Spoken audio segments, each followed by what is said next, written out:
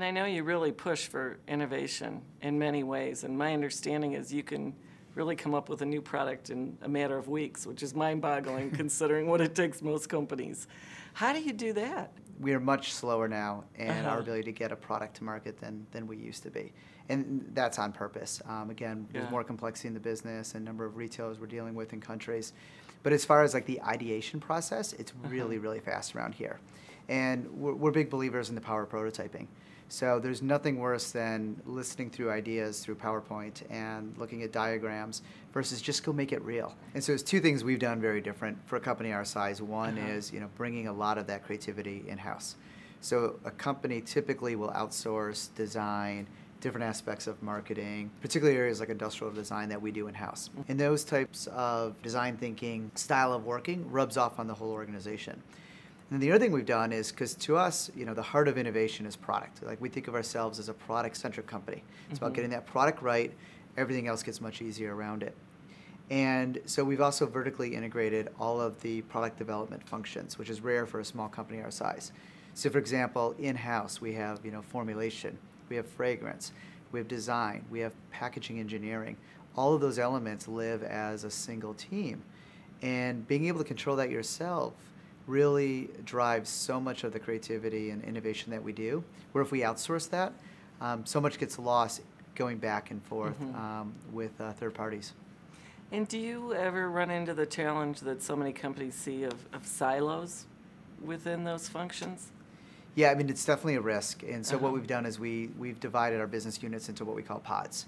And so within each pod, you have the cross-functional team. And so the goal, again, is to give everybody a sense of real ownership over those individual businesses and to keep it fairly decentralized. We sit by function because we find that's most efficient for, if you're a packaging engineer, you want to sit with other packaging engineers when you're solving problems, like they're right there. Yeah. And there's a lot of shared passion, in that group for packaging, and the same thing with formulation and chemistry. Like, you want them all in the lab working together. But then the way we kind of run our process, all of them have a voice and work as collectively as a team with the general manager, with marketing, operations, all of those different functions. You have such a passion for the kind of company you've created. And I imagine it was born of some experience you'd had somehow, somewhere, before you founded Method. Yeah, a lot of Method comes from just the marriage of the way I approach work and the way Adam Lowry, my co-founding partner, approaches work. He came from a more of an academic setting. He was working for the Carnegie Institute on climate change and things like the Kyoto Protocol. I always joke as he's kind of Al Gore and I'm kind of David Spade. So we approach work in two very different ways. And again, I think that's the way the organization is set up, is that we can be so serious about the work we do and trying to create social change for the world, but at the same time have a lot of fun doing it and applying design and creativity. And then for me, coming from a background in advertising where my career I was always surrounded by creative minds, I just love the energy and I love that style of work where everything is very visual, it's made real, no idea is a dumb idea.